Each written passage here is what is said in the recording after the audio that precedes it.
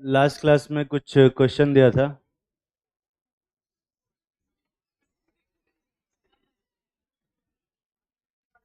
कर लिया तुम लोगों ने? कितने लोग सारे क्वेश्चन कर लिए? हाथ उठाओ। कुछ ना कुछ ट्राई तो किए होगे। ठीक है, वन बाय वन देखते हैं।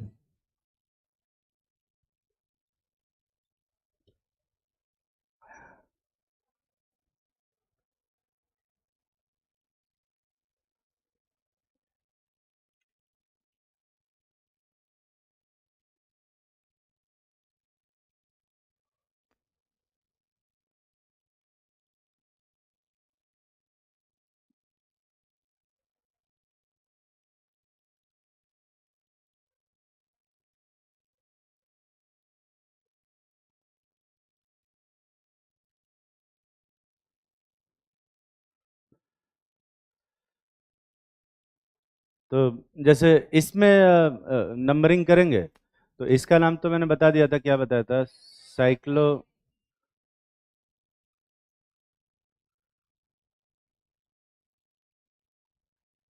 हेक्सेन, है ना?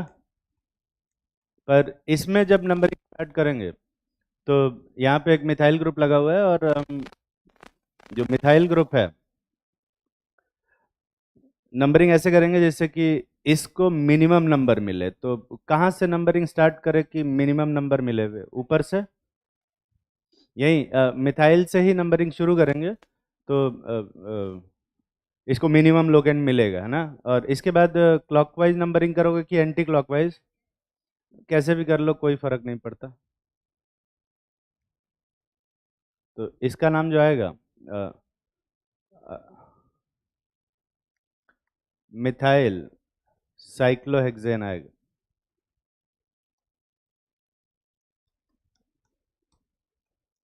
मिथाइल साइक्लोहेक्सेन बनेगा। वन मिथाइल लिखने की जरूरत नहीं है, क्योंकि कहीं भी रखोगे तो वन ही रहेगा। ठीक है ना बे? लेकिन इस वाले में अगर नंबरिंग करते हैं तो यहाँ से नंबरिंग करेंगे, वन टू। आवाज क्या कट रही है?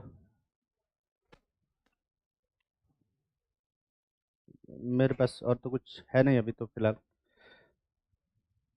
तो इसका जो नाम आएगा, one comma two di methyl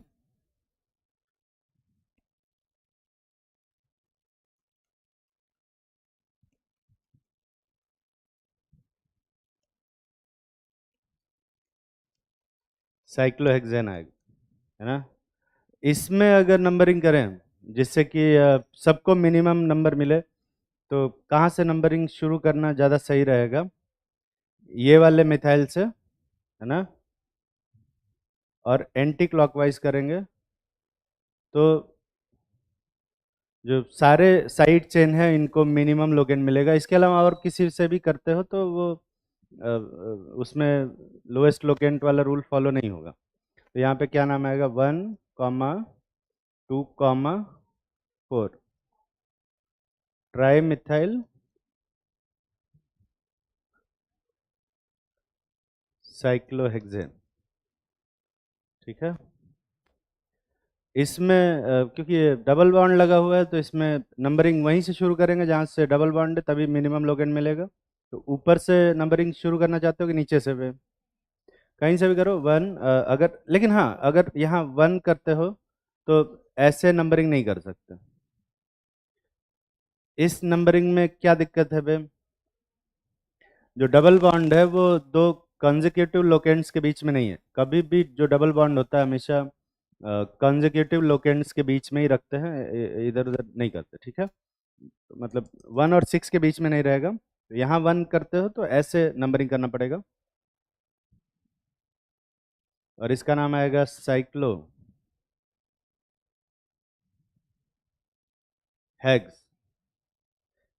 one in लिखना जरूरी है क्या? साइक्लोहेक्सीन ही नाम आएगा। कहीं भी डबल बॉन्ड रहेगा तो साइक्लोहेक्सीन ही नाम आएगा। दिख रहा है ना सबको? ये वाला नाम पूरा कितने लोग सही से लिख पाए थे? और कितने लोग इसमें एटलीस्ट एक गलत कर दिए? ठीक है, अगला देखते हैं।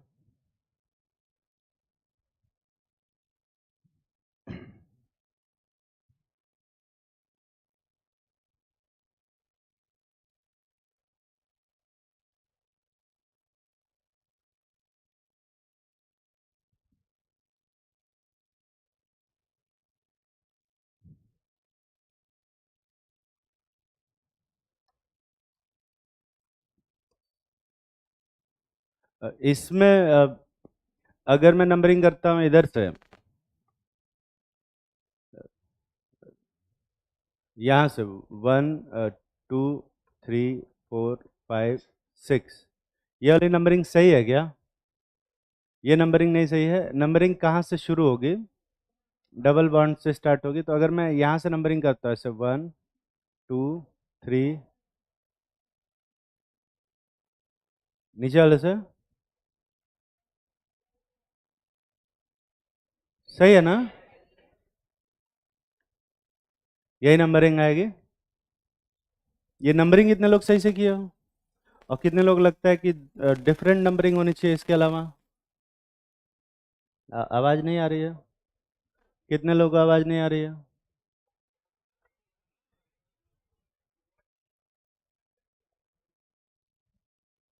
बुलाओ, सूर्या को बुलाओ। इसका नाम क्या आएगा? 4 मिथाइल साइक्लो हेक्स। 1 इन लिख सकते हो, पर नहीं भी लिखो तो भी चलेगा। 4 मिथाइल साइक्लो हेक्सिन, दिख रहा है ना वे? अगली जो नंबरिंग होगी कहाँ से शुरू करेंगे? यहाँ से।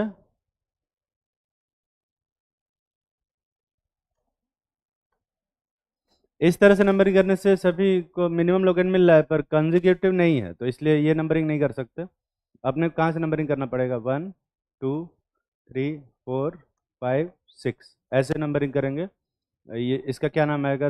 3,4 डाइमिथाइल साइक्लो हेक्स। 1 इन लिखना चाहो तो लिख दो, जरूरत नहीं है वैसे, पर 1 इन लिख दो अगर तुम्हारा मन है तो। ठीक है, इसमें देखते हैं नंबरिंग।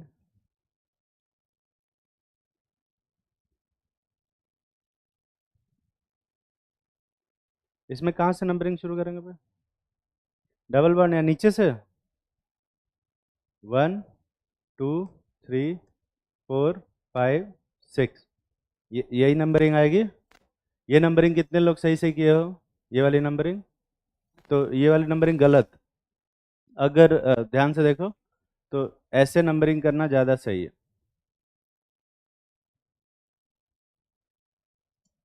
1 2 3 4 5 6। अब ये वाली नंबरिंग कितने लोग किए हो? देखो ध्यान से, इसमें मल्टीपल बॉन्ड को पहले प्रेफरेंस देते हैं या साइड चेन को भी? मल्टीपल बॉन्ड को। ये आवाज ही नहीं आ रही।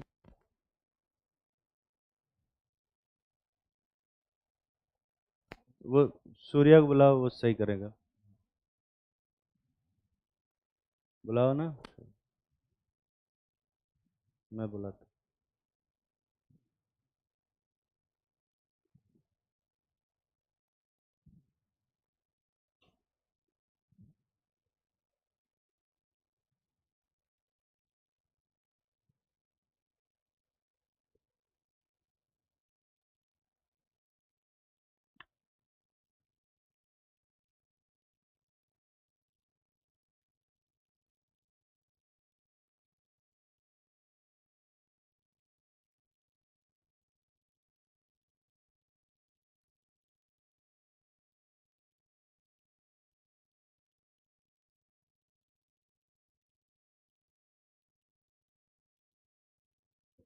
ठीक है, तब तक देखते हैं। अ, इसमें ग्रीन वाले स्ट्रक्चर में जो नंबरिंग है, उसमें मल्टीपल बॉन्ड को कितना नंबर मिल रहा है? एक, दिख रहा है ना? और येलो वाले में मल्टीपल बॉन्ड को एक, तो मल्टीपल बॉन्ड का हिसाब किताब पूरा हो गया। पर ग्रीन वाले में नंबरिंग करने से first multiple bond, first side chain कितने नंबर पे आ रहा है? दो पे। और येलो वाले में कितने पे आ रहा है? एक पे आ रहा है। दिखाई दे रहा है ना बे? तो आवाज का कुछ दिक्कत है इधर? हाँ,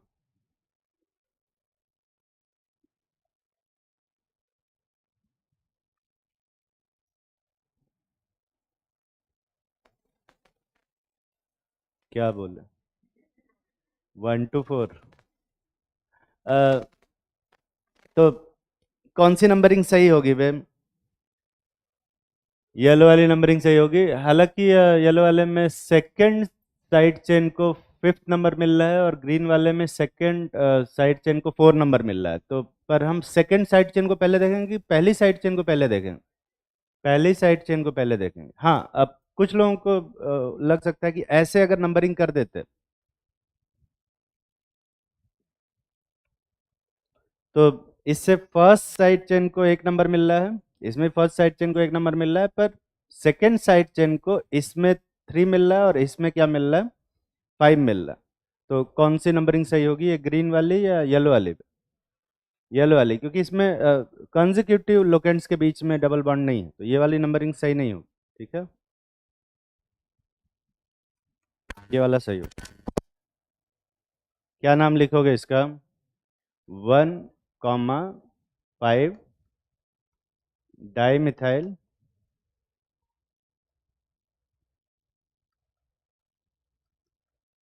हेक्स 1।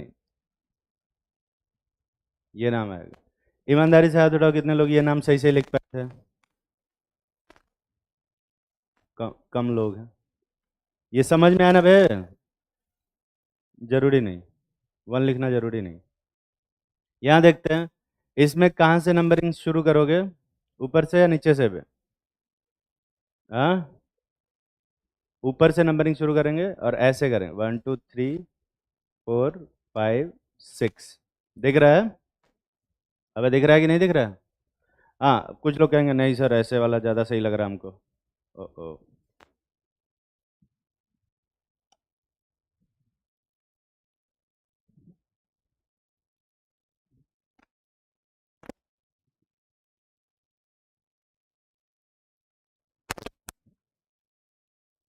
अगर यहाँ से नंबरिंग करें ऐसे 1, 2, 3, 4, 5, 6, तो डबल बॉन्ड का हिसाब किताब तो बराबर है, पर पहली साइड चेन इस पे कितने नंबर पे आ रही है? 2 पे। और इसमें पहली साइड चेन 1 पे आ रही है। अब अगर तुमने लोवेस्ट सम रूल पढ़ा है ना, तो हो सकता है कि तुम्हें लगे कि ज़्यादा सही है, क्योंकि आवाज़ करती हुई लग रही है। मेरी क्लास में आवाज़ करती है? तो तुम कहना चाहते हो मैं ही पनौती हूँ? हैं?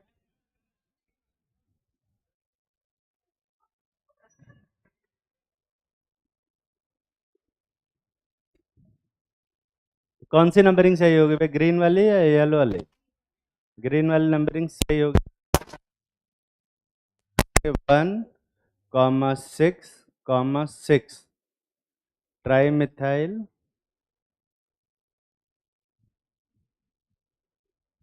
Cyclo hex 1। इसमें देखो, डबल वन में ये ऊपर से नंबरिंग करोगे कि नीचे से नंबरिंग करोगे भाई? तो OH के पास से नंबरिंग करेंगे, ठीक है? क्योंकि OH मेन फंक्शनल ग्रुप है और इसका सफिक्स यूज होता है, तो जो भी सफिक्स वाले फंक्शनल ग्रुप है और मल्टीपल बॉन्ड है, उसमें किसको प्रेफरेंस देते हैं हम लोग? सफिक्स वाले को। तो ऐसा 1, और क्लॉकवाइज करोगे कि एंटी क्लॉकवाइज? Anti clockwise. इसका नाम आएगा 4 मिथाइल साइक्लो हेक्स 2 इन, तुम 1 ऑल भी लिख सकते हो, इनॉल भी लिख सकते हो, 2 इन 1 ऑल। ठीक है, 1 लिखने की जरूरत नहीं। ये नाम कितने लोग सही से लिखे थे? ये पांचों नाम कितने लोग पूरा सही से लिख पाए अपने मन से? कठिन था क्या बे? नंबरिंग थोड़ा सा अलग था। खैर,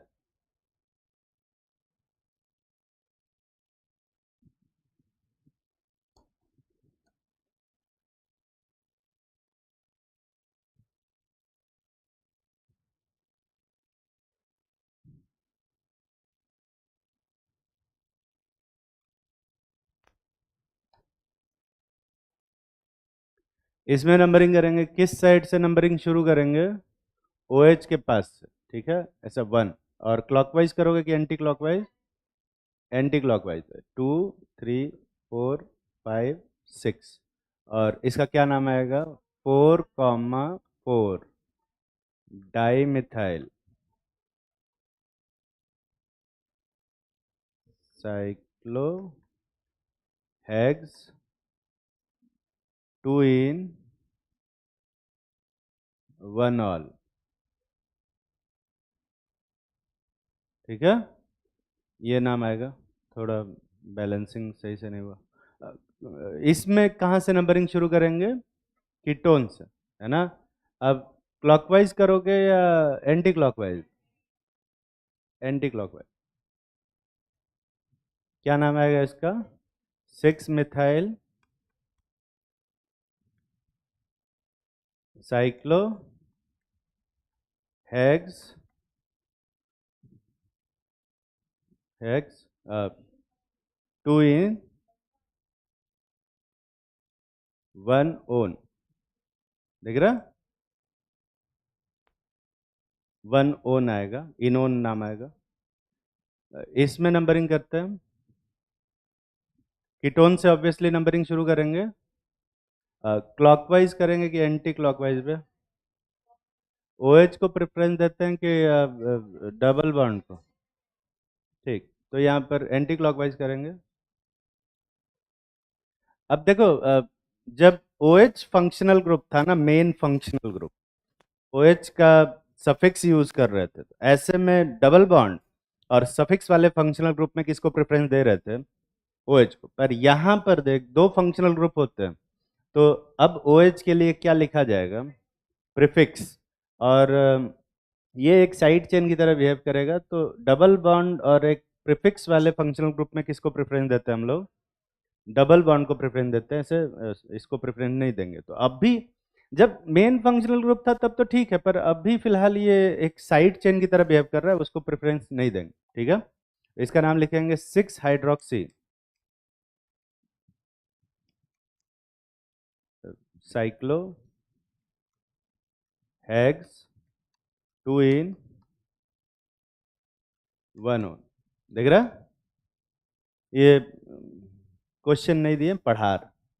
ये कितने लोग सही से कर पाए थे अपने मन से? तो मुझे लगता है कि अगले वाले को भी चेंज करना पड़ेगा। इसमें OH से नंबरिंग करेंगे कि डबल बॉन्ड से? COH मेन फंक्शनल ग्रुप है, इसका 1। तो क्लॉकवाइज करोगे कि एंटी क्लॉकवाइज? Anti clockwise. इसका नाम आएगा 6 हाइड्रोक्सी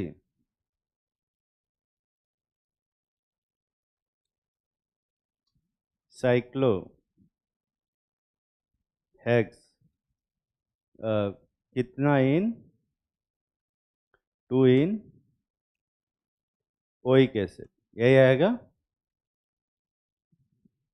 ये नाम कितने लोग एटलीस्ट सही से लिखे हो? ये नाम कितने लोग बताने के बाद सही से लिख पाए एटलीस्ट? ठीक, तो ये भी गलत है, क्योंकि इन लिखने के बाद ये जो कार्बन है ना, COH का कार्बन, वो मेन चेन का पार्ट नहीं है, दिखाई दे रहा है। और जब COH का कार्बन मेन चेन का पार्ट नहीं होता है, तो उसका जो सफिक्स लिखा जाता है वो क्या लिखा जाता है? कार्बोक्सिलिक एसिड लिखा जाता है। तो 1 कार्बोक्सिलिक एसिड लिखा।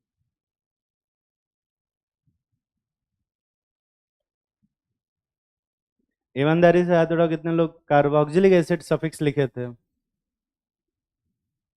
सब पीछे वाला सब भूल गए हो क्या बे तू लोग? कोई बात नहीं, ये वाला देखते हैं। इसमें क्या नाम लिखोगे? 1 क्लॉकवाइज करोगे कि एंटी क्लॉकवाइज? Anti clockwise. दिख रहा है ना? क्या लिखोगे इसका? 6 कीटो, कीटो भी लिख सकते हो, ऑक्सो भी लिख सकते हो। 6 कीटो साइक्लो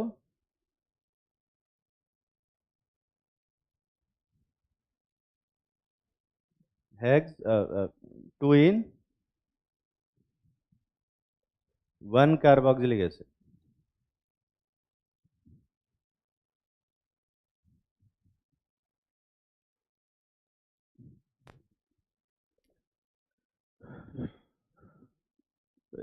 ये पूरा नाम कितने लोग सही से लिख पाए?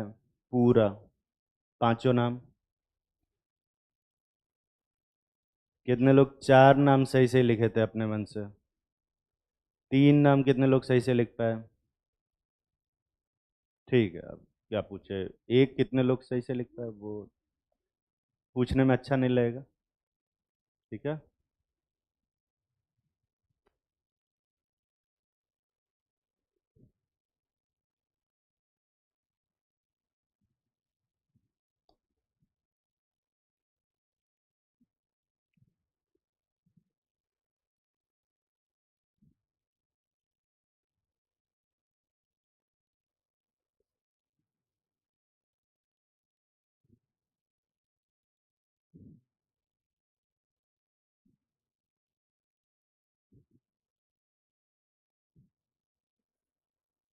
इसमें देखते हैं ये। अरे यार, इसमें नंबरिंग तो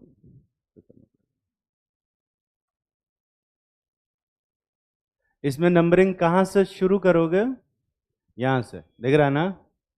और ऐसे 2 3 4 5 6 ऐसे ही नंबरिंग करेंगे। नंबरिंग तो सही है ना? क्या नाम लिखोगे इसका? 1 मिथाइल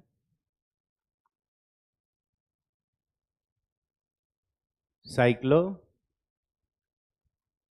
हेक्स 1,4 डाई इन, यही लिखोगे। यहाँ पे एक छोटा सा गलती है, साइक्लोहेक्स नहीं, साइक्लोहेक्सा लिखना पड़ेगा। दिख रहा है? ये साइक्लोहेक्सा क्यों लिखना पड़ेगा? क्योंकि वो दो कॉन्सोनेंट को एक साथ नहीं रख। दिख रहा है? ये नाम कितने लोग सही लिखे थे विद ए? सब पुराना वाला भूल गए हो क्या बे सब? पता नहीं क्या कर। इस वाले का नाम लिखे हो? नाम लिखे हो कि नहीं लिखे हो सब तुम लोग? ठीक। जैसे ये कंपाउंड है, इसमें यहाँ से नंबरिंग शुरू करेंगे ऑब्वियसली। 1 2 3 4 5 6। इसका जो नाम आएगा सीधा सीधा साइक्लो ही से स्टार्ट करेंगे। साइक्लो हेक्स आ 2,4 डाई इन 1 ओन, है ना? ओन लिख सकते हो, 1 ओन भी लिख सकते हो। इन का जो आखिरी वाला ई रहेगा वो गायब हो जाएगा, और हेक्स के आगे हेक्स एक ए लगाएंगे। ये दिख रहा है ना? ये पूरा नाम कितने लोग सही से लिख पाए थे? सही है। यहाँ देखते हैं इसमें कहाँ से नंबरिंग शुरू करेंगे। 1 2 3 4 5 6। इसका क्या नाम लिखोगे? साइक्लो हेक्स आ हेक्सानबे 1,3,5 ट्राई इन, यही आएगा। यही आएगा ना बे? तो इसका इसका नाम साइक्लोहेक्सा 1,3,5 ट्राई इन आएगा। पर अब देखो, क्योंकि एक एरोमेटिक कंपाउंड है, और एरोमेटिक कंपाउंड्स के लिए आईयूपीएसी नेम में थोड़ा सा मॉडिफिकेशन किया गया। थोड़ा सा मॉडिफिकेशन किया गया। क्या मॉडिफिकेशन किया गया? अब जो एरोमेटिक कंपाउंड्स हैं, जनरली जो बेंजीन रिंग वाले जितने भी कंपाउंड ऐसा वाले, उनका जो कॉमन नेम होता है उसी को as a IUPAC name accept किया गया। मतलब जो उसका कॉमन नेम है वही क्या बनेगा भाई? इसका आईयूपीएसी नेम बनेगा। ठीक है? तो आज के बाद से कोई भी एरोमेटिक कंपाउंड है उसमें सिंगल सब्स्टिट्यूशन, ध्यान से सुन लेना, एक सब्स्टिट्यूशन तक जो भी उसका कॉमन नेम होगा वही उसका क्या बनेगा?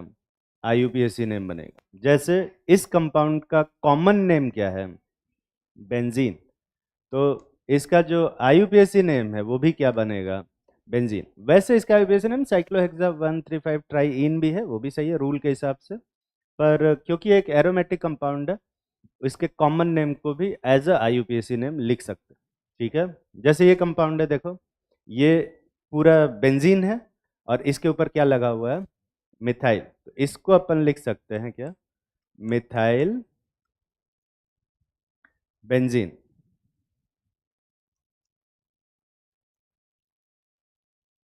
दिख रहा है, पर क्योंकि इसमें एक सब्स्टिट्यूशन है, सिंगल सब्स्टिट्यूशन है, और इसका कॉमन नेम टॉल्विन होता है, टॉल्विन जानते हो ना, तो इसका आईयूपीएसी नेम भी क्या लिखते हैं हम लोग, टॉल्विन लिखते हैं। टॉल्विन की स्पेलिंग क्या होती है, एल,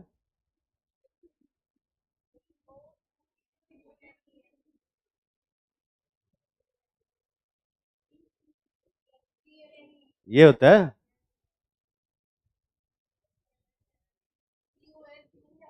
ये टॉल्विन होता है, टॉल्विन बोला मैंने।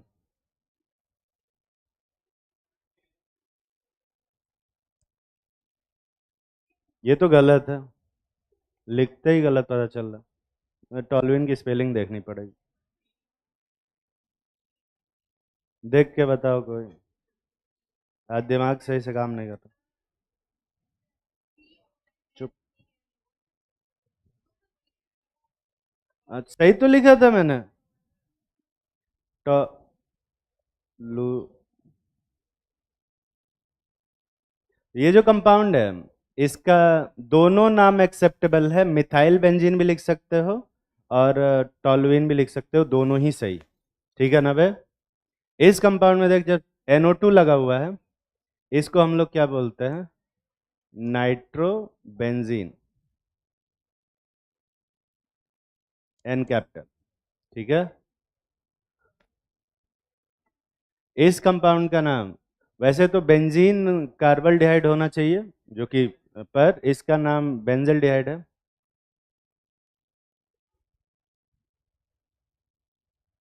सिंगल सब्स्टिट्यूशन में जो कॉमन नेम है उसी को हम लोग क्या लिखेंगे, आईयूपीएसी नेम। जैसे इसका क्या नाम है बे, क्लोरोबेंजीन। ठीक है, इसका नाम अगर देखेंगे तो ये बेंजीन के ऊपर OH लगा है, इसको बेंजीनॉल बोलते हैं, अगर अगर मतलब आईयूपीएसी नाम रूल से लिखे तो, पर क्योंकि इसका कॉमन नेम फिनॉल है तो आईयूपीएसी नेम भी इसका क्या बन जाता है, फिनॉल। ये बेंजीन अमाइन है तो बेंजीन अमाइन बोल सकते हो, या फिर इसका कॉमन नेम एनिलीन है तो इसका आईयूपीएसी नेम भी क्या बनेगा, एनिलीन। ये देखो, मिथॉक्सी बेंजीन है, दिख रहा है ना भाई, मिथॉक्सी बेंजीन, इसको इसको तो मिथॉक्सी लिखते हैं, तो मिथॉक्सी बेंजीन बोल सकते हो, पर क्योंकि इसका कॉमन नेम एनिसॉल है तो इसको भी हम लोग क्या कंसिडर करेंगे, एनिसॉल ही बोलेंगे। ये दो बार लिख दिया गया। हाँ, तो ये बेंजल्डिहाइड है, ये वाला क्या है, बेंजीन कार्बोक्सिलिक एसिड बोलते हैं, पर इसका कॉमन नेम बेंजोइक एसिड है तो ये भी क्या बनेगा, बेंजोइक एसिड। तो सिंगल सब्स्टिट्यूशन तक हम लोग जो भी कॉमन नेम होता है उसी को हम लोग क्या बोलते हैं, आईयूपीएसी नेम बोलते हैं। लेकिन डबल सब्स्टिट्यूशन में क्या करेंगे, डबल सब्स्टिट्यूशन में अपन देखेंगे कि किसको मेन फंक्शनल ग्रुप मानना है और किसको साइड चेन मानना है, देखते हैं।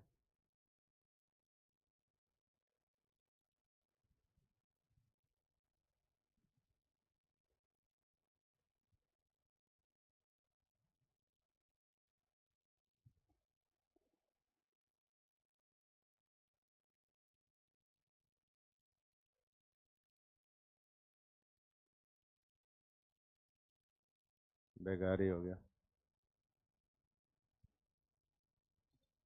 यहां पर देखो, अ, तुम चाहो तो इसको पूरा को ऐसा क्लोरोबेंजीन लिख सकते हो और नाइट्रो को सब्स्टिट्यूट में रख लो, और या फिर इसको नाइट्रोबेंजीन बोल लो और क्लोरो को सब्स्टिट्यूट में रख लो। क्या करना सही है वे, दोनों को सब्स्टिट्यूट में रखेंगे, क्योंकि क्लोरो भी प्रीफिक्स यूज होता है और नाइट्रो भी क्या यूज होता है, प्रीफिक्स यूज होता है। पर क्लोरो और नाइट्रो में हम किसको प्रेफरेंस देंगे, क्लोरो को, क्योंकि अल्फाबेटिकल ऑर्डर, इसका नाम लिखेंगे 1 क्लोरो अरे यार क्लोरो, लिखो नाम इसका। 2 नाइट्रो बेंजीन। लिखा? ऐसे ही सबका नाम लिख। कौन बोल रहा था? हाँ, अरे कौन सर बोला? अभी कोई सर बोला ना।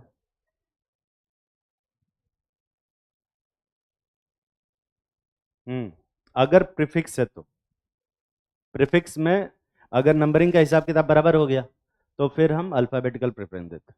ठीक है, सबका नाम जल्दी जल्दी लिखें। एक नाम और बता देता हूं मैं तुम्हारी हेल्प के लिए, जैसे ये है, इसमें तुम लिख सकते हो क्लोरोबेंजीन और साइड में मिथाइल, या फिर इसको लिख सकते हो टॉल्विन और साइड में क्या पे क्लोरो। क्या करना अच्छा लग रहा है, क्लोरो को साइड में रखना या मिथाइल को साइड में रखना पे?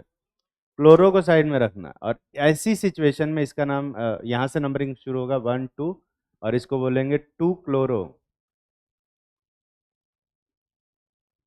2 क्लोरो टॉल्विन। देख रहा है? और ऐसे कंपाउंड्स को, ऐसे कंपाउंड का जो कॉमन नेम होता है, इसका नाम है ऑर्थोक्लोरोटॉल्विन। इसको क्या बोलते हैं बे? ऑर्थोक्लोरोटॉल्विन बोलते हैं। क्लोरोटॉल्विन भी बोल सकते हो, पर क्लोरोटॉल्विन में 3 पोजीशन होती है। Ortho Meta para, ortho Meta para जानते हो ना तुम लोग? बेंजीन में अगर जस्ट बगल बगल 2 ग्रुप लगे तो इसको हम ऑर्थो बोलते हैं। अगर एक कार्बन छोड़ के लगे तो इसको मेटा बोलते हैं, और एकदम अपोजिट डायरेक्शन में लगे तो इसको क्या बोलेंगे? पैरा बोलेंगे। ठीक है, तो इसका कॉमन नेम पैराक्लोरोटॉल्विन है, पर क्योंकि डबल सब्स्टिट्यूशन में कॉमन नेम को आईयूपीएसी नेम नहीं बोलते। समझ में आ रहा है क्या बोल रहे हैं? तो जब भी 2 सब्स्टिट्यूशन हो जाएगा बेंजीन रिंग पे, तो उसके कॉमन नेम को आईयूपीएसी नेम नहीं रखेंगे। सिर्फ कितने सब्स्टिट्यूशन तक रख सकते हैं? एक सब्स्टिट्यूशन तक। तो क्योंकि यहाँ पे 2 सब्स्टिट्यूशन है, इसका कॉमन नेम ऑर्थोक्लोरोटॉल्विन है, पर इसका जो आईयूपीएसी नेम होगा वो क्या होगा? 2 क्लोरोटॉल्विन होगा। समझ में आ रही है बात? सबका नाम लिखो। तुम्हारे पास समय है मात्र 5 मिनट का, 7.5 मिनट का, जल्दी कर।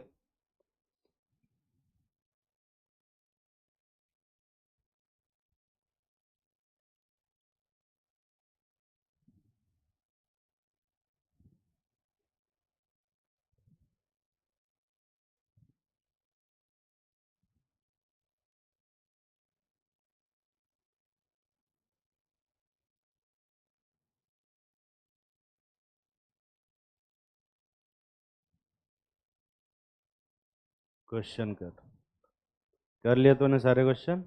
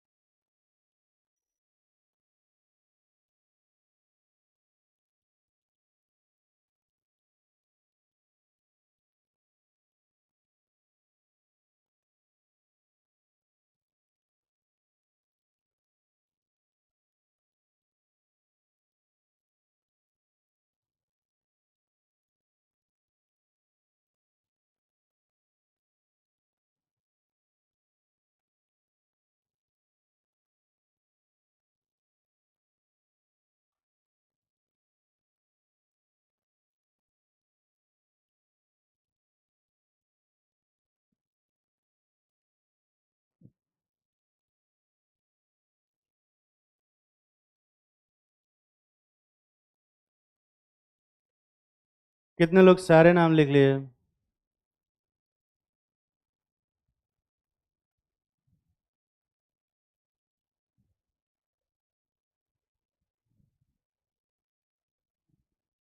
चलो देखते हैं।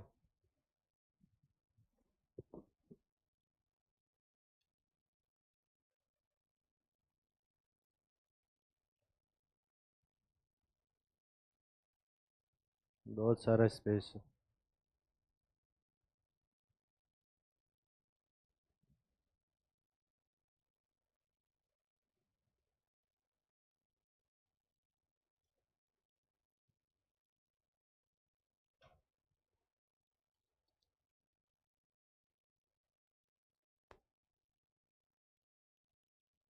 फोटो नहीं बना रही है?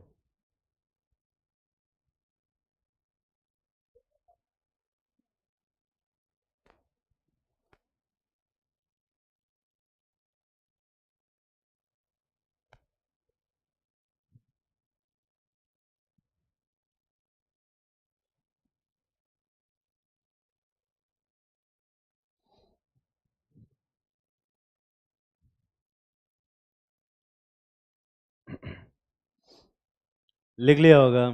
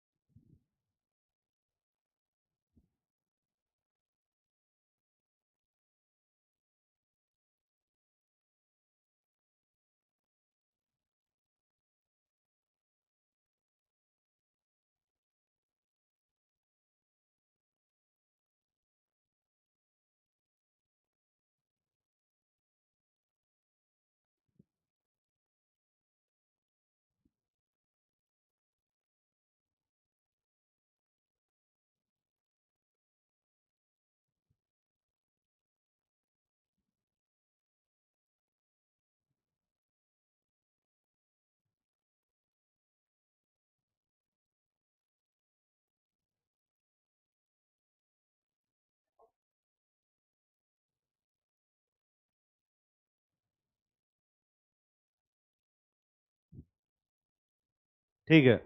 तो इस वाले का क्या नाम आएगा? टू नाइट्रो टॉल्विन, दिख रहा है ना बे? इसको ऑर्थो नाइट्रोटॉल्विन भी बोलते हैं।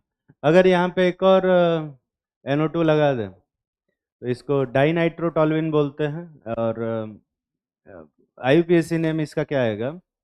2,4 डाई नाइट्रोटॉल्विन। समझ में आ रहा है ना बे? अगर यहाँ पे लगा दे तो दिख रहा है कि नहीं दिख रहा है?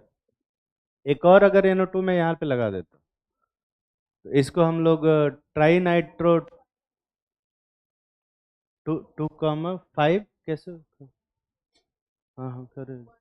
अरे खरे, यहाँ पर 1, यहाँ 2, 3 और यहाँ पे 5। बैठ जाओ। तो इसका जो नंबरिंग आएगा वो आएगा 2,4,6 ट्राई नाइट्रोटॉल्विन। वैसे इसका कॉमन नेम ट्राई नाइट्रोटॉल्विन है। ट्राई नाइट्रोटॉल्विन जानते हो ना तुम लोग? शॉर्ट फॉर्म में इसको क्या भी बोलते हैं? TNT। और TNT किस काम में आता है? चाय मिलाते हैं, कॉफी में। पेस्टिसाइड।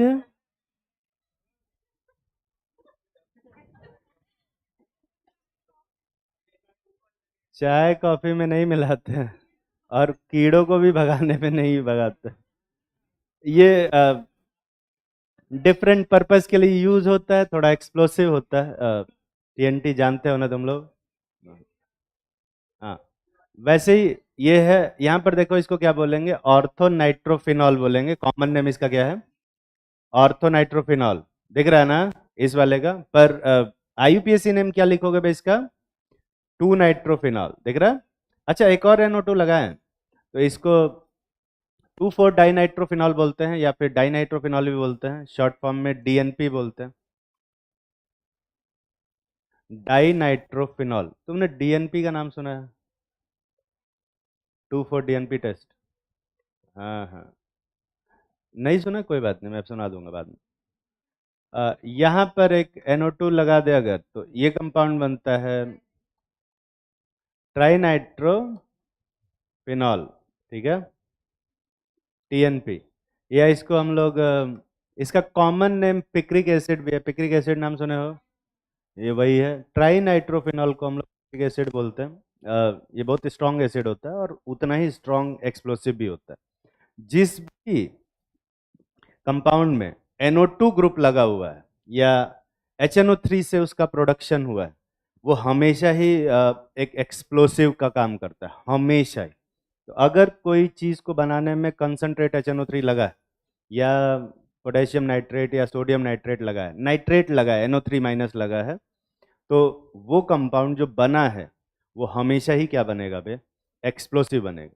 जैसे पोटेशियम नाइट्रेट है, हाईली एक्सप्लोसिव होता है, सोडियम नाइट्रेट हाईली एक्सप्लोसिव होता है, अमोनियम नाइट्रेट बहुत ही ज़्यादा एक्सप्लोसिव होता है, ठीक है। कोई भी नाइट्रेट का नाम लो, वो हमेशा ही एक्सप्लोसिव बनेगा, हमेशा ही, ठीक है। क्योंकि जब नाइट्रेट जब हीट करते हैं तो बहुत तेज़ी से डिकम्पोज होता है, और जब डिकम्पोज होता है तो बहुत सारा हीट प्रोड्यूस करता है, बहुत ही ज़्यादा एक्सोथर्मिक रिएक्शन होती है। पर प्रॉब्लम यह है कि जो नाइट्रेट का एक्टिवेशन एनर्जी है, उसके कंबशन का एक्टिवेशन एनर्जी वो बहुत ज़्यादा होता है। तो वो एक्टिवेशन एनर्जी अचीव करने के लिए अपने को मतलब शुरू में ज़्यादा हीट देना पड़ता है, ठीक है। तो अब ऐसा तो है नहीं, चीज़ जला के तो सोडियम नाइट्रेट को नहीं ब्लास्ट किया जा सकता, तो हम क्या करते हैं उसमें थोड़ा सल्फर मिला देते हैं, ठीक है। तो सल्फर क्या होता है, जल्दी से जलता है और देर तक जलता है, ठीक है।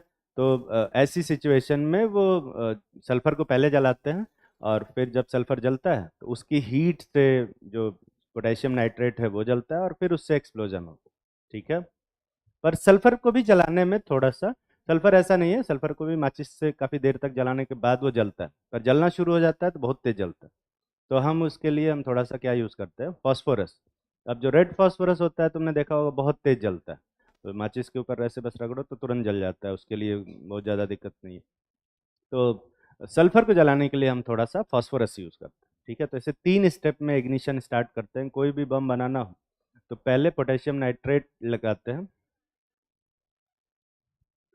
ये नोट भी कर रहा है यहाँ बैठ के। अरे रुक जा रुक जा। तो पोटेशियम नाइट्रेट लेते हैं, मेजर कंपोनेंट वही होता है, सॉरी परसेंटेज नहीं बता सकता मैं उसका और उसको कंबस्ट करने के लिए फास्फोरस मिलाते हैं, सल्फर मिलाते हैं, और सल्फर को कंबस्ट करने के लिए अपन फास्फोरस की एक लेयरिंग करते हैं ताकि फास्फोरस जल्दी जले।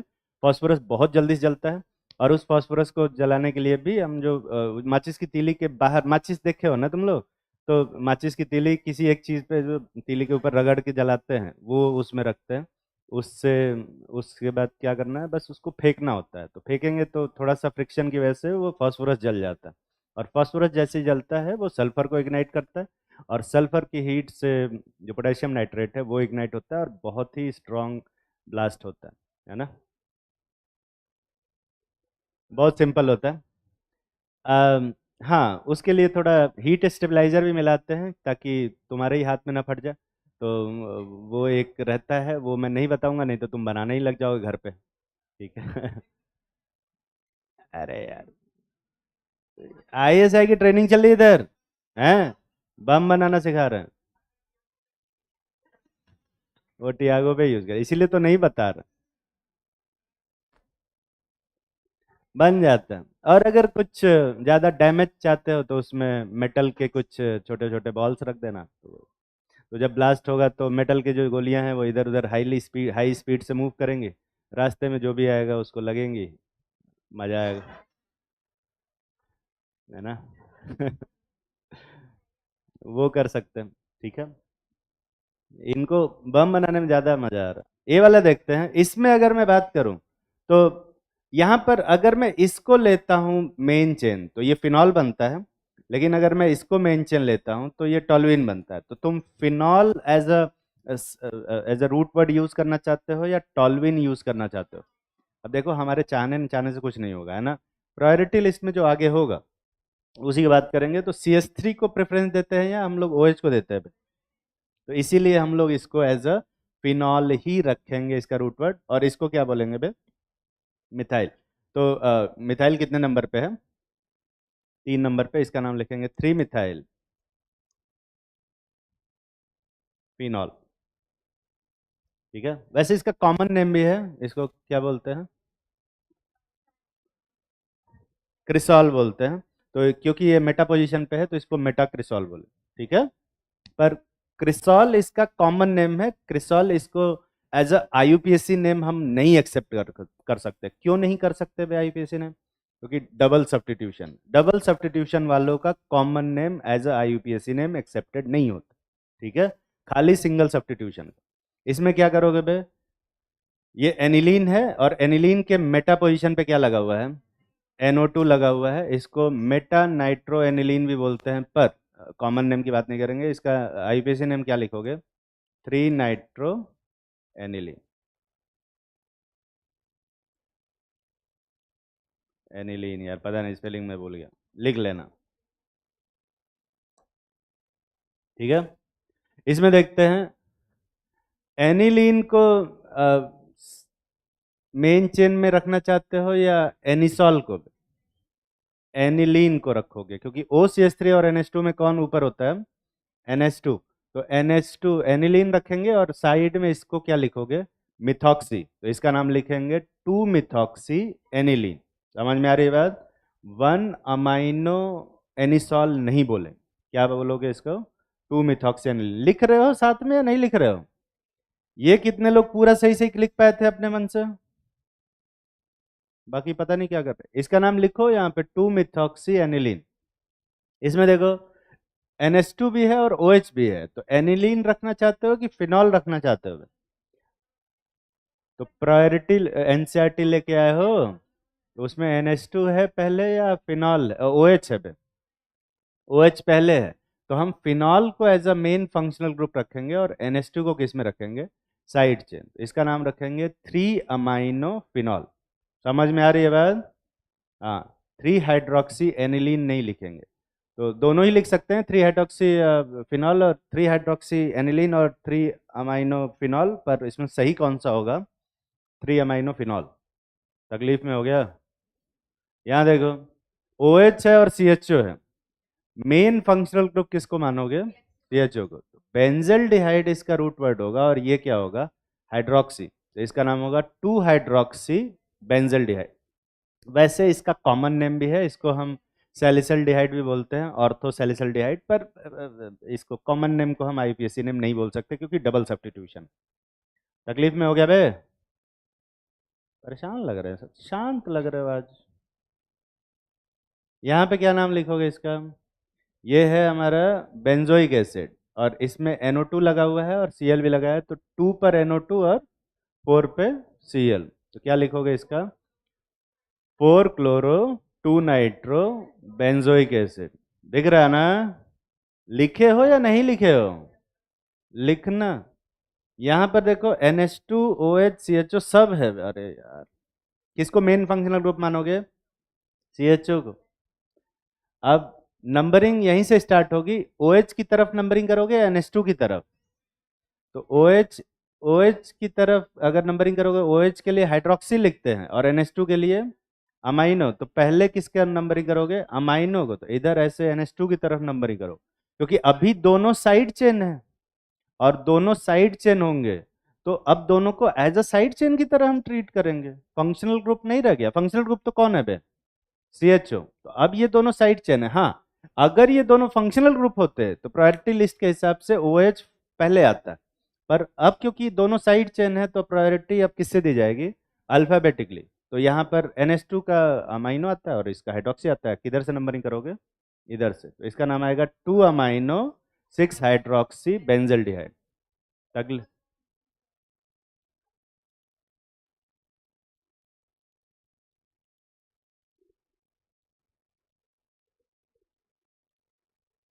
ठीक है। अब ठीक, ठीक है। अब ठीक है ना? अब कोई दिक्कत? यहां देखते हैं, इसमें मेन फंक्शनल ग्रुप किसको रखोगे? साइनाइड को, कार्बोक्सिलिक को। ठीक है, तो ये मेन फंक्शनल ग्रुप है, यही हमारा रूट वर्ड बनेगा बेंजोइक एसिड। अब नंबरिंग करेंगे इधर से, 1 2 3 4 5 6। क्या लिखोगे नाम, जल्दी से बताओ। 3 cyano 4 methyl 2 nitro benzoic acid. समझ में भी आ रहा है कि बस लिख ही रहे हो? कितने लोग अपने मन से पूरा नाम सही से लिख पाते हैं?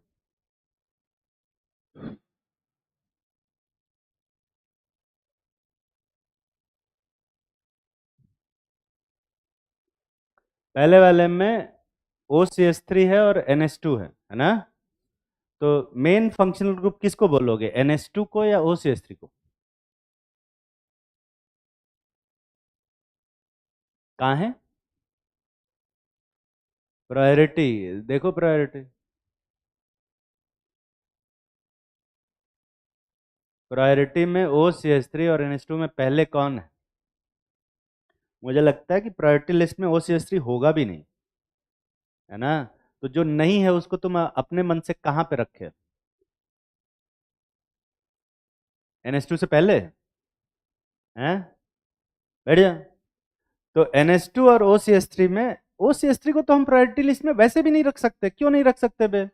OCH3 का तो प्रीफिक्स हमेशा यूज होता है, सफिक्स तो यूज भी नहीं होता है। NH2 का ही सफिक्स यूज होता है।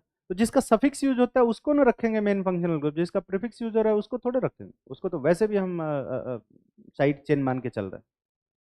ठीक है, सेकेंड वाले का OH और NH2 दोनों है। प्रायोरिटी लिस्ट ओपन कर। OH है पहले या NH2? OH पहले है, तो NH2 को साइड चेन मानेंगे और इसका नाम रखेंगे 3 अमाइनोफिनॉल। यही तो बताया था मैंने।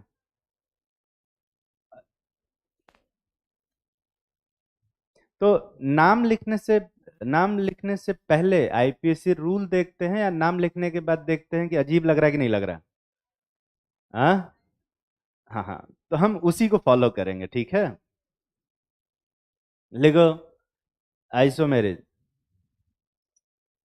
बाईसाइक्लो और स्पाइरो का नाम नहीं लिखना है, पढ़ना भी नहीं है, जानना भी नहीं। ठीक है,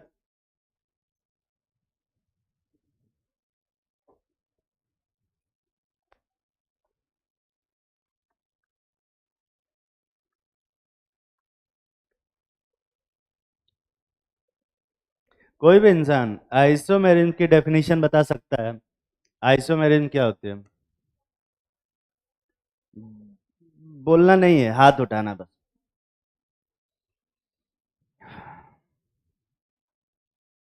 पूरी क्लास में एक इंसान है जो बता सकता है, नहीं? हाँ, तू खड़ा हो जा पीछे, वो ओडी डाल के जो बैठा हुआ। तुझे तो आइसोमेरिन की डेफिनेशन पता होगी। ये सोच रहा होगा अरे ये छोटे मोटे काम के लिए हमको मत उठाया करिए। नहीं, अब उठा तो दिए। अब ये बता कि आइसोमेरिन क्या होता है?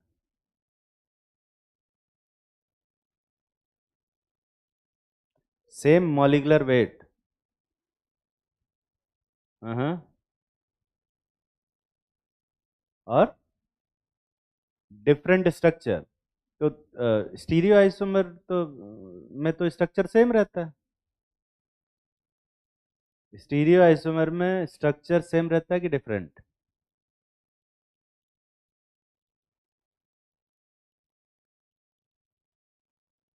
कॉन्फ़िगरेशन। तो आइसोमर किसको बोलते हैं, जिसमें स्ट्रक्चर डिफरेंट हो या कॉन्फ़िगरेशन? दोनों ही डिफरेंट हो, कोई भी एक डिफरेंट हो? ऑप्टिकल आइसोमर में तो कॉन्फ़िगरेशन सेम रहता है।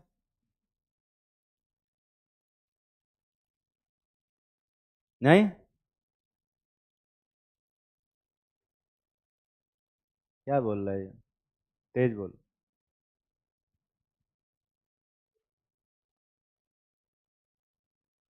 बैठ जा, बैठ जा।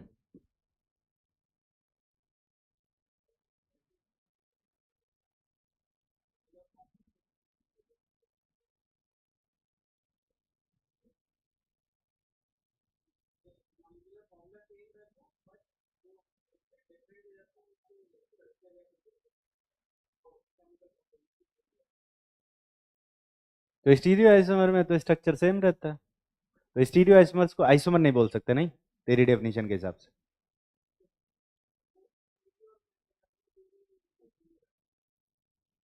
तो ये बोलना कि तुझे नहीं पता है तो हाथ क्यों उठाया फिर, बैठ जा। आइसोमेरिज्म यही होता है, स्टीरियो आइसोमेरिज्म आइसोमेरिज्म नहीं है। स्टीरियो आइसोमेरिज्म आइसोमेरिज्म है या नहीं, बैठ जा। तू भी बोल रही थी ना भीड़ में से, खड़ी बोल।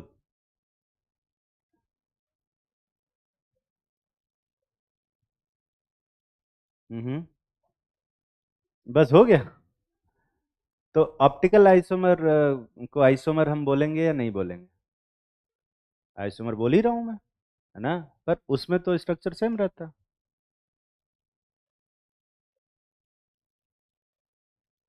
सेम भी हो सकता है।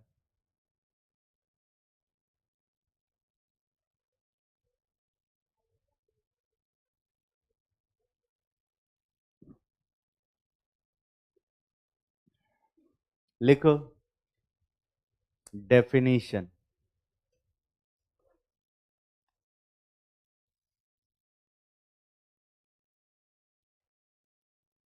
Two compounds having two compounds having same molecular formula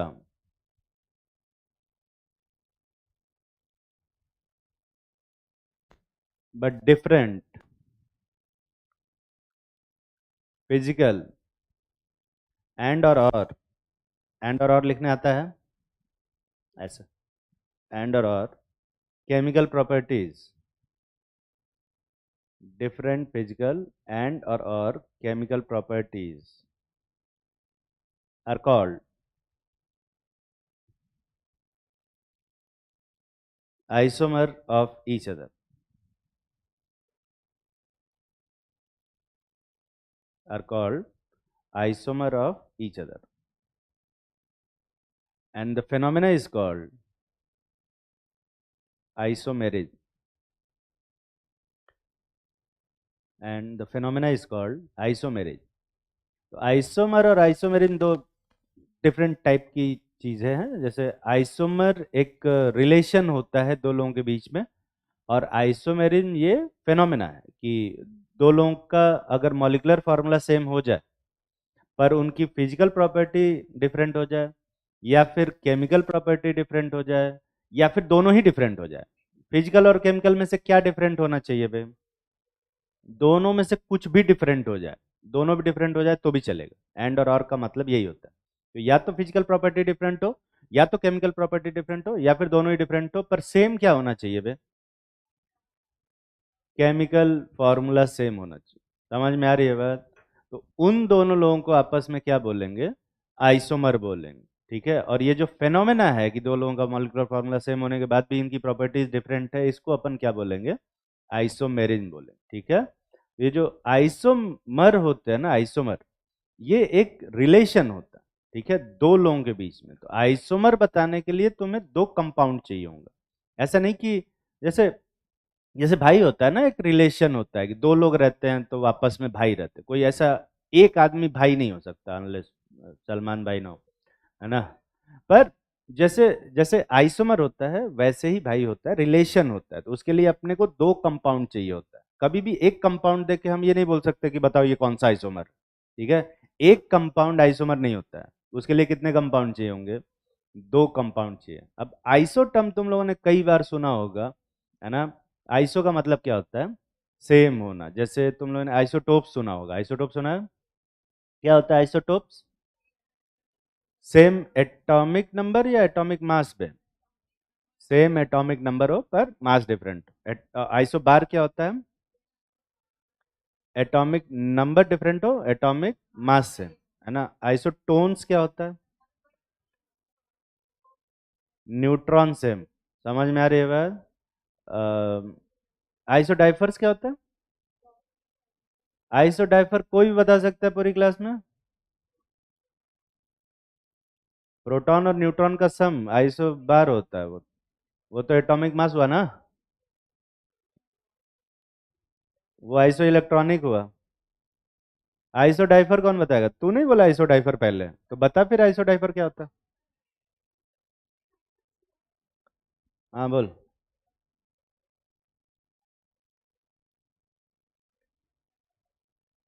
ए माइनस जेड न्यूट्रॉन के बराबर होता है, उसको आइसोटोन बोलते हैं। ए माइनस जेड अगर सेम है तो हम इसको आइसोटोन्स बोलते हैं, क्योंकि ए में से जेड घटाओगे तो नंबर ऑफ न्यूट्रॉन आएगा ना। ए क्या होता है? Atomic mass. और जेड क्या होता है? Atomic number. तो और एटॉमिक मास क्या होता है? Number of proton plus number of neutron. तो अगर number of proton plus number of neutron में से नंबर ऑफ प्रोटॉन घटाओगे तो क्या बचेगा? न्यूट्रॉन। और ए माइनस जेड अगर सेम होता है तो न्यूट्रॉन सेम हुआ, मतलब आइसोटोन हुआ। तो आइसोडाइफर क्या होता है? बैठ जा। तो ऐसे कंपाउंड, ऐसे एलिमेंट जिसमें न्यूट्रॉन और प्रोटॉन का डिफरेंस सेम होता है उसको हम आइसोडाइफर बोलते हैं। ठीक है।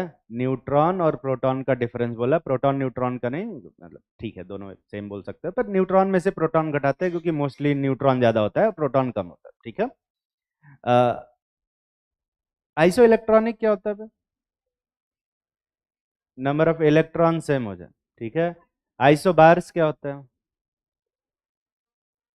जो सेम बार में जाके मतलब आइसो बार का मतलब क्या होता है? जहां पे प्रेशर सेम। आइसोथर्मल मतलब, आइसोकोरिक मतलब वॉल्यूम से, है ना?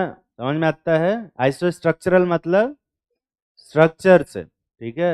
आइसोटोनिक मतलब कौन बताएगा? हाथ उठाओ। आइसोटोनिक इससे पहले कई बार बताया क्या? दो सोल्यूशन जिनका ऑस्मोटिक प्रेशर सेम, भूल जाते हो क्या बे? वैसे ही आइसोमर, दो कंपाउंड जिनका मॉलिक्यूलर फार्मूला सेम। तो दो अलग अलग कंपाउंड होने चाहिए और उनका मॉलिक्यूलर फार्मूला अगर सेम हो जाता है तो उन दोनों को एक दूसरे का क्या बोलेंगे? आइसोमर बोलेंगे। और जो फेनोमेना है उसको हम लोग क्या बोलेंगे? आइसोमेरिक। और एग्जाम्पल के तौर पे पूरी दुनिया जिस चीज़ का एग्जाम्पल देती है उसी का एग्जाम्पल मैं भी दूंगा। तुम किसी भी ऑनलाइन यूट्यूब लेक्चर पे देख लो, कोई भी टीचर देख लो, हमेशा यही एग्जाम्पल देता है, मैं भी यही दूंगा, है ना? यहाँ पर दोनों कंपाउंड में देखो, कार्बन कितना है? दो। हाइड्रोजन कितना है? और ऑक्सीजन। दोनों का मॉलिक्यूलर फार्मूला सेम है कि अलग अलग है? सेम। पर एक फिनॉल है और दूसरा क्या है? ईथर। अब फिनॉल की केमिकल प्रॉपर्टीज ईथर की केमिकल प्रॉपर्टीज से क्या होती है? अलग होती। फिनॉल की फिजिकल प्रॉपर्टी ईथर की फिजिकल प्रॉपर्टी से क्या होगी? अलग होगी। कोई बता सकता है इन दोनों में से किसका बॉइलिंग पॉइंट ज्यादा होगा?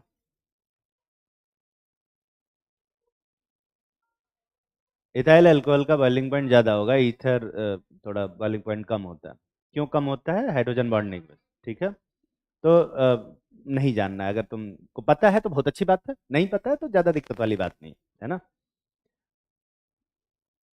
तो ये दोनों कंपाउंड एक ही हैं कि अलग अलग है? अलग अलग, पर मॉलिक्यूलर फार्मूला क्या है? सेम। इसलिए हम इन दोनों को क्या बोलते हैं? आइसोमर बोलते हैं। और ये जो फेनोमेना है इसको हम क्या बोलेंगे?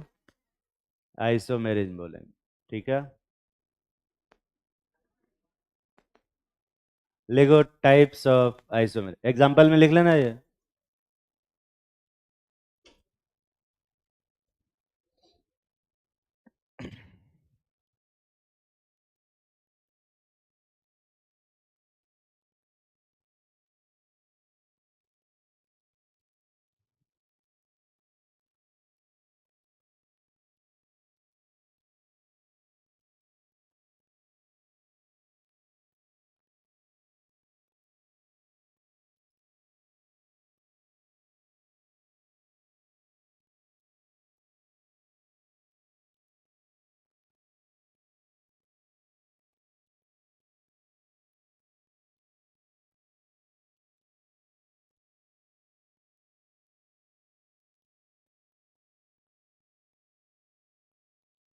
लिखो टाइप्स ऑफ आइसोमेरिज्म।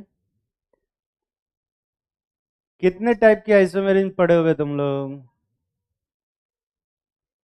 6, 2, 4, कितने बता रहे हैं सब?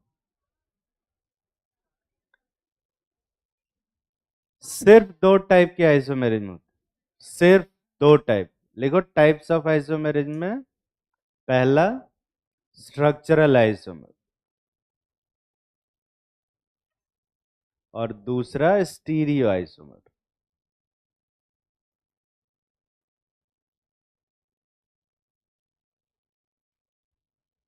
हाँ, स्ट्रक्चरल आइसोमर लिखा और उसके नीचे स्टीरियो आइसोमर। तो सबसे पहले लिखो कि स्ट्रक्चरल आइसोमर क्या होता है। ठीक है,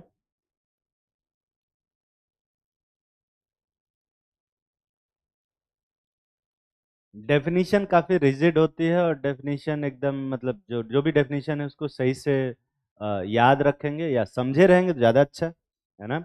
लिखो स्ट्रक्चरल आइसोमर में, if two isomers have different IUPAC name, have different IUPAC name, they are called structural isomers. They are called structural isomers. And the phenomena is called structural isomerism. ये जो 2 compound board पे लिखे हुए हैं, पहला ethyl alcohol और दूसरा dimethyl ether, इसमें दोनों का आईयूपीएसी नेम लिखोगे तो सेम आएगा कि अलग अलग? अलग अलग। पहले वाले का आईयूपीएसी नेम आएगा इथेनॉल और दूसरे वाले का आईयूपीएसी नेम आएगा मिथॉक्सीमीथेन। दोनों का आईयूपीएसी नेम क्या है? टोटली डिफरेंट है। तो ये दोनों एक दूसरे के कैसे आइसोमर बनेंगे? स्ट्रक्चरल आइसोमर बने। ठीक है, लिखो types of structural isomers. Types of structural isomerism. अब स्ट्रक्चरल आइसोमेरिज्म कितने टाइप की होती है? 4। स्ट्रक्चरल आइसोमेरिज्म होती तो देखो 5-6 तरह की है, पर अपने को 5 ही पढ़ना। ठीक है, लिखो पहला चेन आइसोमेरिज्म। Chain isomerism. दूसरा लिखो पोजिशनल आइसोमेरिज्म, या कि इसको पोजीशन आइसोमेरिज्म भी बोलते हैं, कुछ लोग इसको पोजिशनल आइसोमेरिज्म भी बोलते हैं। ठीक है, तीसरा है, अच्छा एक चीज मिस हो गया मुझसे, स्ट्रक्चरल आइसोमेरिज्म को कॉन्स्टिट्यूशनल आइसोमेरिज्म भी बोलते हैं। तो कॉन्स्टिट्यूशनल थोड़ा सुनने में सोफिस्टिकेटेड लगता है, इसलिए तुम वो भी लिख लेना, स्ट्रक्चरल या फिर कॉन्स्टिट्यूशनल आइसोमेरिज्म। और स्टीरियो और फिर कन्फिग्रेशनल आइसोमेरिज्म, वो दोनों लिख लेना। ठीक है, ऊपर टाइप्स ऑफ आइसोमेरिज्म लिखवाया था ना, तो 2 आइसोमेरिज्म लिखवाए थे, एक स्ट्रक्चरल और एक स्टीरियो। स्ट्रक्चरल को हम लोग कॉन्स्टिट्यूशनल आइसोमेरिज्म भी बोलते हैं, तो स्ट्रक्चरल के आगे लिख लेना कॉन्स्टिट्यूशनल, और स्टीरियो के आगे लिख लेना क्या? कॉन्फ़िगरेशनल, है ना। क्योंकि एग्जाम में ना नाम बदल के दे देता है कभी कभी, तो बच्चे पूछने चले जाते हैं कि सर ये तो पढ़ा ही नहीं आपने, तो दोनों ही लिखवा देता हूँ। ठीक है, हाँ अब टाइप्स ऑफ आइसोमेरिज्म में आ रहे हैं। टाइप्स ऑफ स्ट्रक्चरल आइसोमेरिज्म में पहला क्या लिखवाया? Chain isomerism. दूसरा क्या है? पोजिशनल आइसोमेरिज्म, या इसको पोजीशन आइसोमेरिज्म भी बोलते हैं। ठीक है, तीसरा है फंक्शनल आइसोमेरिज्म। लिखो फंक्शनल आइसोमेरिज्म। अगला है मेटामेरिज्म।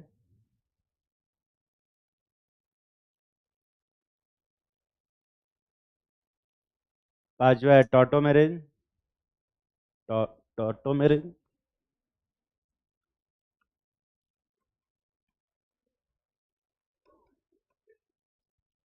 ऑटोमेरिज्म, टॉटोमेरिज्म। टॉटोमेरिज्म नाम नहीं, पहली बार नाम सुन रहे हो क्या टॉटोमेरिज्म का? जो लोग पहली बार नाम सुन रहे हैं वो थोड़ा मतलब रेड फ्लैग है। अगला है रिंग चेन आइसोमेरिज्म। 5 ही बोला है क्या मैंने? तो रिंग चेन आइसोमेरिज्म लिख के काट दो। तो रिंग चेन आइसोमेरिज्म भी होता है, पर रिंग चेन आइसोमेरिज्म सिलेबस में नहीं है, ठीक है। तो फिर जब सिलेबस में नहीं है तो लिखवाई क्यों रहे हैं? क्योंकि क्या होता है, इसमें बहुत सारे ऐसे लोग हैं जाके बाहर से कुछ ऐसा फर्जी फर्जी किताब सॉल्व करते हैं, उसमें रिंग चेन आइसोमेरिज्म लिखा रहता है, तो आ जाते हैं मुंह उठा के, सर आपने ये तो पढ़ा ही नहीं, है ना, फीस रिफंड करिए मेरा 30%। तो इस तरह की हरकतें करते हैं कि आधा ही पढ़ा है। तो मैं उनको बता दूं कि ये रिंग चेन आइसोमेरिज्म अगर कहीं तुम्हें दिख जाता है घूमते फिरते, तो बस उसको इग्नोर कर, ठीक है। जैसे ठीक है इग्नोर होना तो तुम्हें पता ही होगा, इग्नोर कैसे करते हैं। हाँ, तो इग्नोर कर देना रिंग चेन को, ठीक है। अगली क्लास में बताएंगे ये सब है क्या, ठीक है।